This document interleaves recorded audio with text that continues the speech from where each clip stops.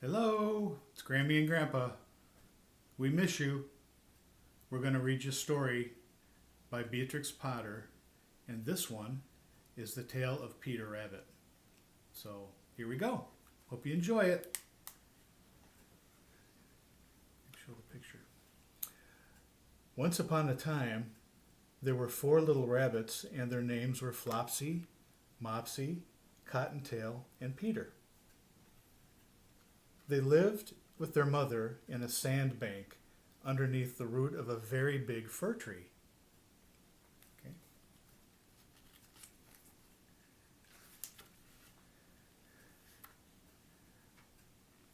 I can't see. Okay, that's good. Now, my dear, said old Mrs. Rabbit one morning, you may go into the fields or down the lane, but don't go into Mr. McGregor's garden. Your father had an accident there. He was put in a pie by Mrs. McGregor.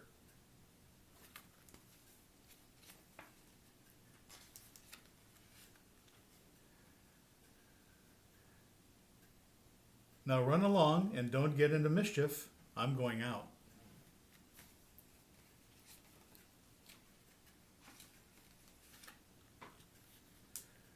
Then old Mrs. Rabbit took a basket and her umbrella and went through the wood to the baker's. She bought a loaf of brown bread and 5 currant buns.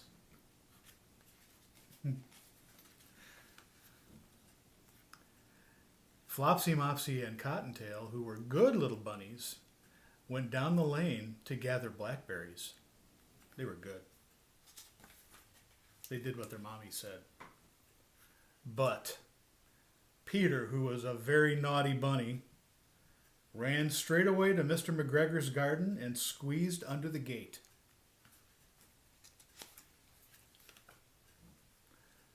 First, he ate some lettuces and some French beans. And then he ate some radishes. Yum. Sounds delicious.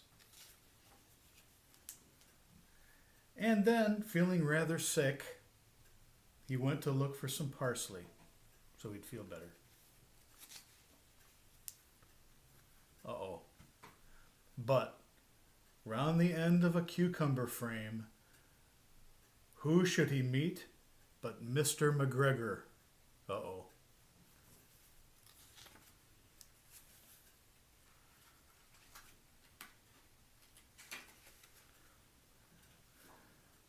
Mr. McGregor was on his hands and knees planting out young cabbages, but he jumped up and ran after Peter, waving a rake and calling out, "Stop, thief!"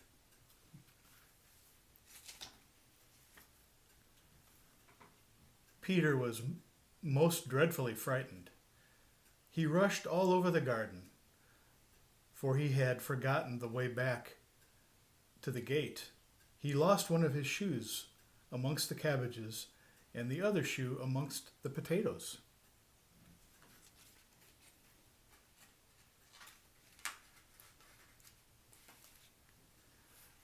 After losing them, he ran on 4 legs and went faster, so that I think he might have gotten away altogether if he had not unfortunately run into the gooseberry net and got caught by the large buttons on his jacket.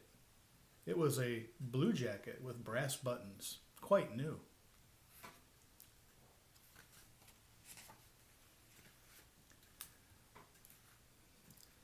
Peter gave himself up for lost and shed big tears, but his sobs were overheard by some friendly sparrows, who flew to him with great excitement and implored him to exert himself.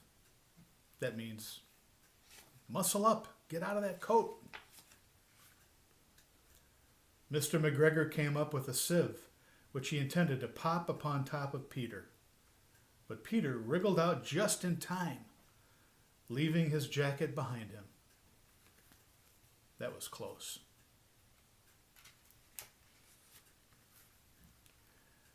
And he rushed into the tool shed and jumped into a can. It would have been a beautiful thing to hide in, but it had so much water in it. He got wet.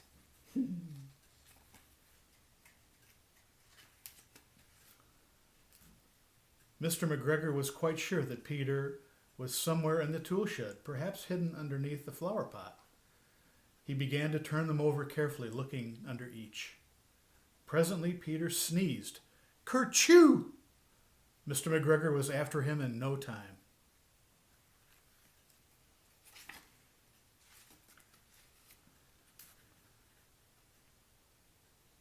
And tried to put his foot upon Peter, who jumped out of a window, upsetting 3 plants. The window was too small for Mr. McGregor, and he was tired of running after Peter. He went back to his work. Whew, that was a close call.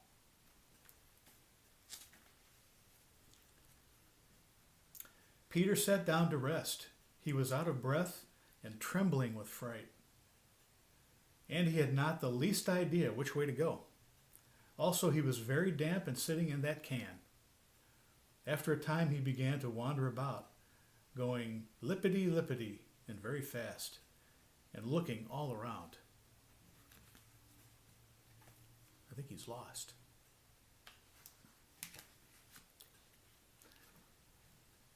He found a door in a wall, but it was locked, and there was no room for a fat little rabbit to squeeze underneath.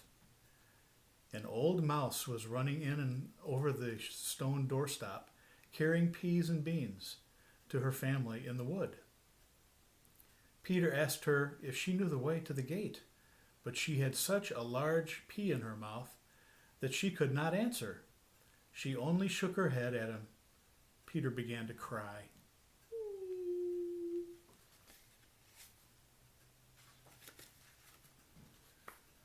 Then he tried his way straight across the garden, but he became more and more puzzled. Presently he came to a pond where Mr. McGregor filled his water cans. A white cat was staring at some goldfish. She sat very, very still.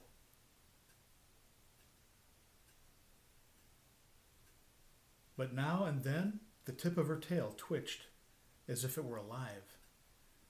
Peter thought it would best to go away without speaking to her. He had heard about cats from his cousin, little Benjamin Bunny. I think cats like bunnies. Can't see. He went back towards the tool shed, but suddenly, quite close to him, he heard the noise of the hoe. Scritch, scratch, scritch, scritch. Peter scuttled underneath the bushes. But presently, as nothing happened, he came out and climbed upon a wheelbarrow and peeped over. The first thing he saw was Mr. McGregor hoeing onions. His back was turned toward Peter, and beyond him was the gate. He knows the way home now. Peter got down very quietly off the wheelbarrow and started running as fast as he could along a straight walk behind some black currant bushes. Mr. McGregor caught sight of him at the corner, but Peter did not care. He slipped underneath the gate and was safe at last in the wood outside the garden. Whew, that was close.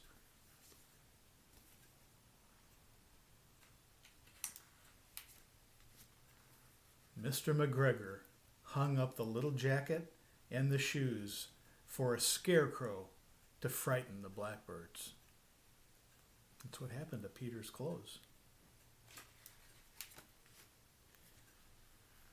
Peter never stopped running or looked behind him till he got home to the big fir tree. He was so tired that he flopped down on the nice soft sand on the floor of the rabbit hole and shut his eyes. His mother was busy cooking. She wondered what he had done with his clothes. It was the second little jacket and pair of shoes that Peter had lost in a fortnight. It's because he's not a good bunny. He's naughty. I'm sorry to say that Peter was not very well during the evening. His mother put him to bed and made some chamomile tea, and she gave a dose of it to Peter. 1 tablespoonful to be taken at bedtime.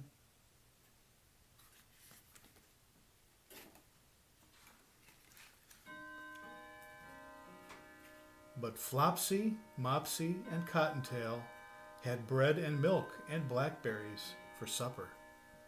They had a nice supper. The end. The end. Did you like that? We hope you liked it. I'll read tomorrow. Okay. And Grampy will hold the book. There you go. Okay. See you then. We love you. We love you. See you soon.